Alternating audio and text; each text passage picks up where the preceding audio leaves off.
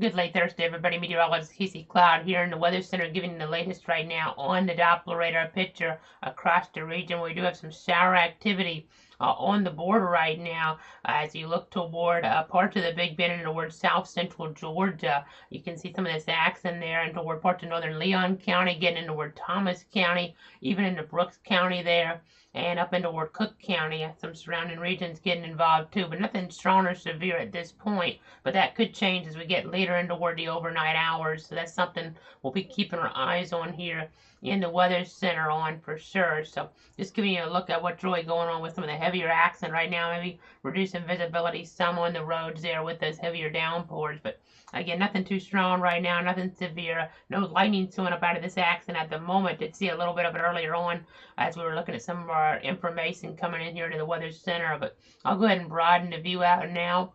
We'll kind of go ahead and give you guys a better look here of what's going on as we get toward the tri-state area, or even a little bit broader than that, as you see parts of South Carolina included as well on this map. But as you see here, some showers to the north, some cool showers, not going to have severe weather as we get further north where we have temperatures there in the 40s.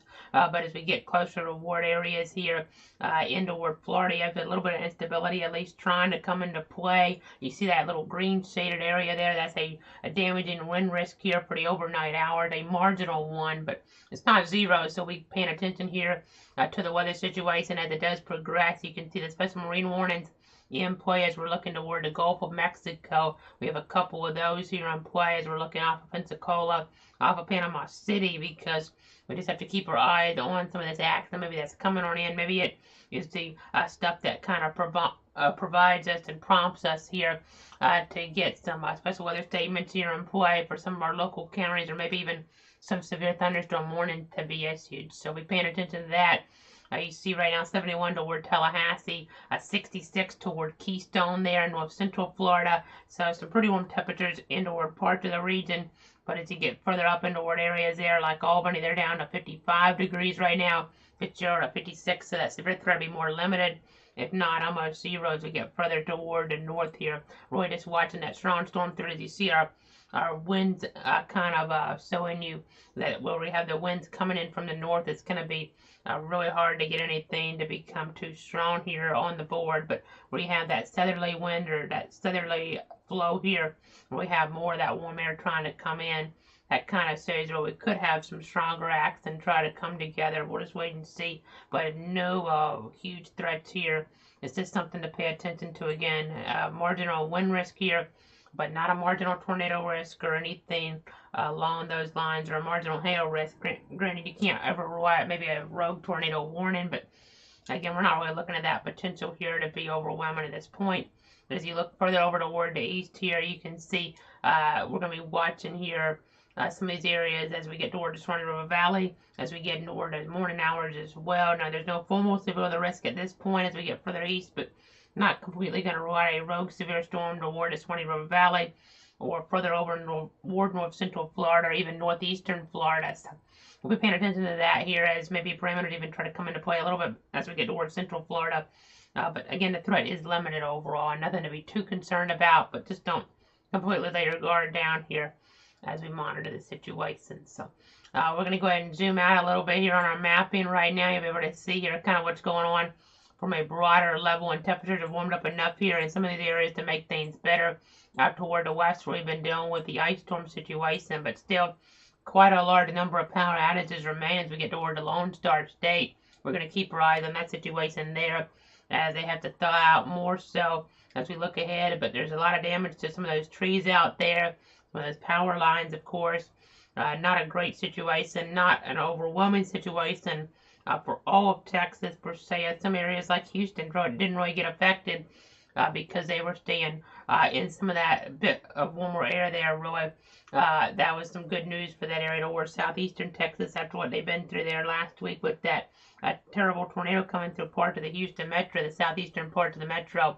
Luckily, kind of missing out on this storm system with the ice and the like. But as I put it in winter mode here, you can see not really seeing much on that at this point here with the precip. They dropped most, if not all, the alerts there in play for that type of threats. That's the good news, as we're going to keep our eyes on things further east here as we get back into the local picture, and just continue to keep you guys up to date here on everything. But I know it was Groundhog Day today, and I will be watching to see how the winter outlook's kind of translate as we get further along here, because the Roy spring doesn't come into play until late March anyway, no matter what.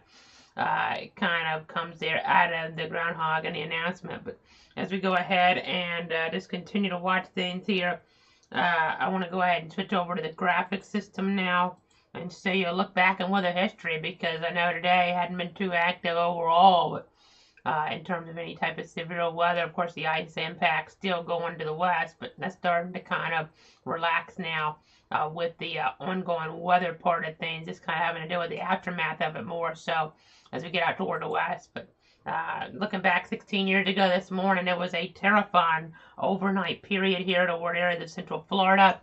We had multiple deadly tornadoes touch down. This map here from the National Weather Service in Melbourne there, it was one of the worst things you ever see in terms of Florida tornadoes there. That fateful February 2nd overnight period there, that situation we had the mass casualties in play there. We had 8 fatalities from the Lady Lake tornado there toward Lake County, and then as we got toward Paisley and DeLand, we had 13 fatalities all here during the overnight hours with the tornadoes coming on through. And it just makes things so dangerous when you have overnight severe weather. Again, not expecting anything like this tonight. Again, I can't completely rule out a rogue tornado warning, maybe a few rogue thunderstorm warnings and towards some of the Tallahassee areas, but nothing like this is anticipated. I know that risk wasn't all that high then, but it was at least a slight risk on the scale, which back then would have been 2 out of, or let's see, let me do the calculations there. This would be 2 out of 4 back then with the categories. Nowadays, you would say that'd be a 2 out of 5 risk, but kind of some different nomenclature there. I know they didn't have an official term for marginal back then, but as we go ahead and look here now, you have 3 tornadoes there touching on down toward that area. 136 to 165 mile per hour winds there in the enhanced Vegeta scale. So some severe damage obviously was caused. I mean, looking at some of the images, and this was the first set of tornadoes really to need to be rated here at this event from the enhanced Vegeta scale, as it just had switched there the day before from the old Vegeta scale that was being used there, where it was just the F1, F2 instead of EF1, EF2, different winds there based on some different damage criteria to make things a little bit easier to kind of survey there and correlate the numbers to. So as we go ahead and look at tornado safety tips, though, again, nothing too concerning tonight. The logo is blue, but just in these situations this time of year or any time of year, when you have a tornado threat really in play, you just want to be charging of those devices that have any risk, have multiple ways to receive alerts, and whenever a tornado warning is issued, that means the tornado has been detected using radar or spotted.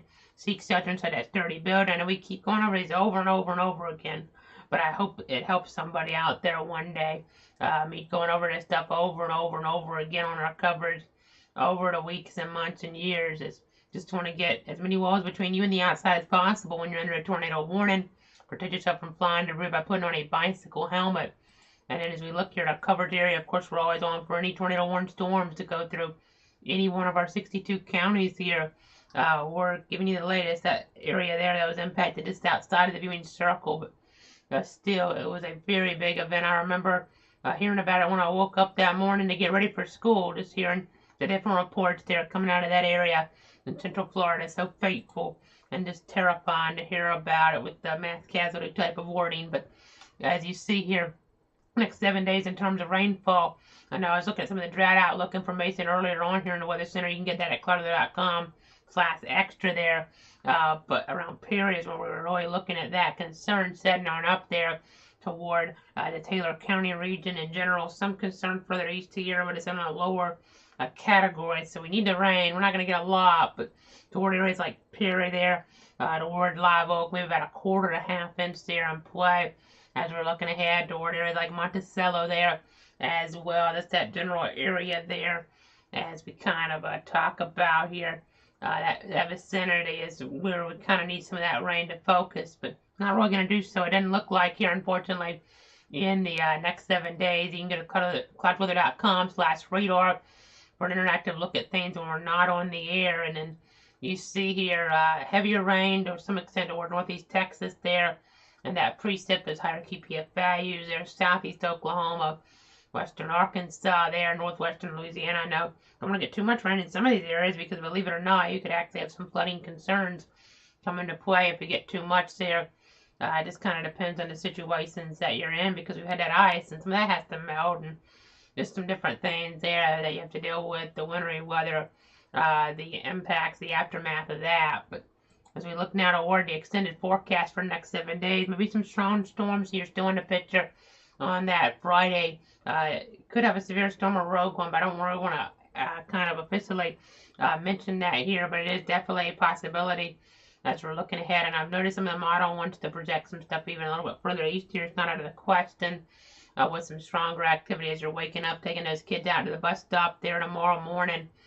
So just be aware of that as we're looking toward north central Florida, toward areas like Stark, Gainesville, maybe the strong storms here in play. Maybe not severe, but enough here that obviously lightning could be around, and that could be an issue. We'll see how things develop. It's not 100% clear, but you see temperatures won't be really warm, so that should help limit instability to some extent there.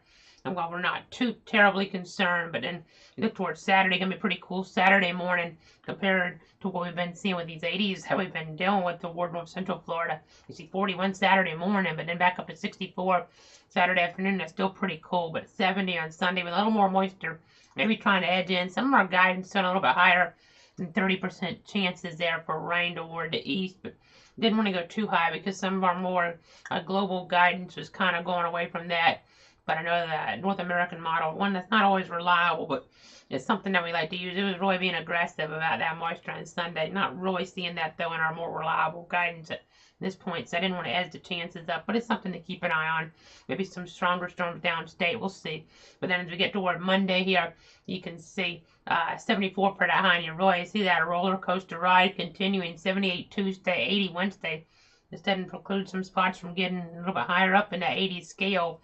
There as we look ahead here in the timeline. It's just kind of the average of our 62 counties here with a little bit of a slant here towards dark, but you can see a little bit more moisture coming in toward the end of the periods that can drop the temperature to a little bit more cloud cover maybe coming in, but with the exception here of Saturday, you see they're going to be there closer toward average. On that day, we're going to see temperatures closer toward average there. I mean, overall, it's sitting generally above average, so that's something to kind of keep our eyes on when you're comparing the lows and the highs together tomorrow. That average, but that's going to be a chill, and you know the cloud cover around here as well with the storms. So going to be kind of interesting. Maybe some breezy conditions here toward the weekend a little bit. So keep that in mind too. As we're looking ahead towards Saturday, seeing some of that in the modeling here. So we'll just keep our eyes on that situation here.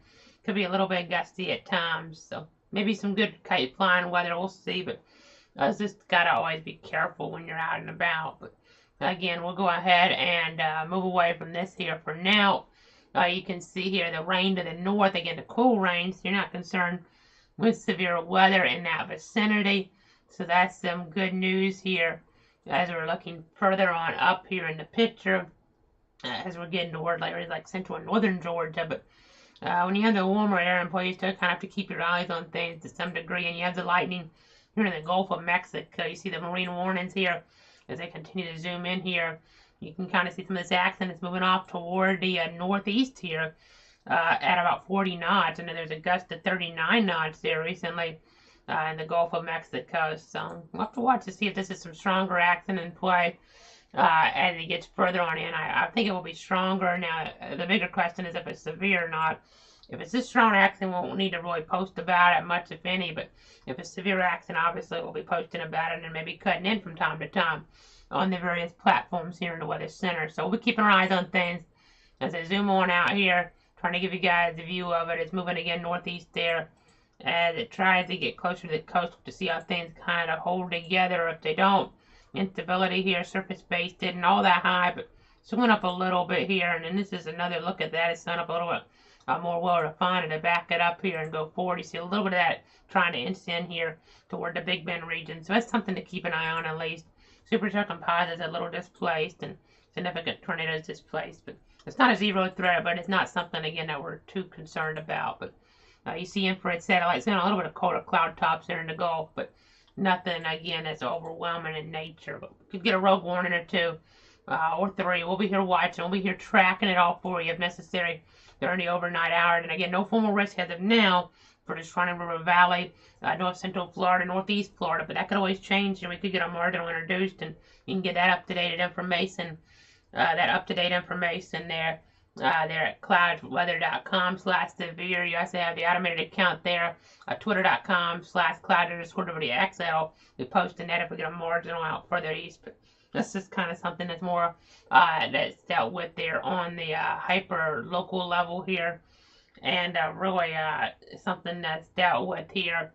I guess you could say on more of a weather level here in the meteorology world, where it's not as important for you guys to know if you're under a marginal or no risk. Is something that we're going to be paying attention to, though, but it doesn't change how we do things too much. When you get to a slight risk, that's when you start getting a little more concerned, though, because that's when you think about convective watches being issued. We're not expecting any watches to be issued here with this type of level of risk in play. It'd be very unlikely to get a watch in play. Even if we get some warnings, the threat level wouldn't be enough for any watch here to be in play. I'm confident on that here, but doesn't mean we can't have some rogue warnings. It's nothing I need to be going on about. I probably already talked about it a little bit too long here with the overall marginal nature of things. But just good to always keep an eye on things. It's overnight. We can't like go back here and tell you to stay aware at 3 in the morning. I mean, you're already asleep. So just want to keep everybody up to date and let you know there's that small threat here in play. So that's the storyline for now. Thanks so much for tuning in. I hope you have a great weekend out there, and hopefully we don't have to come back on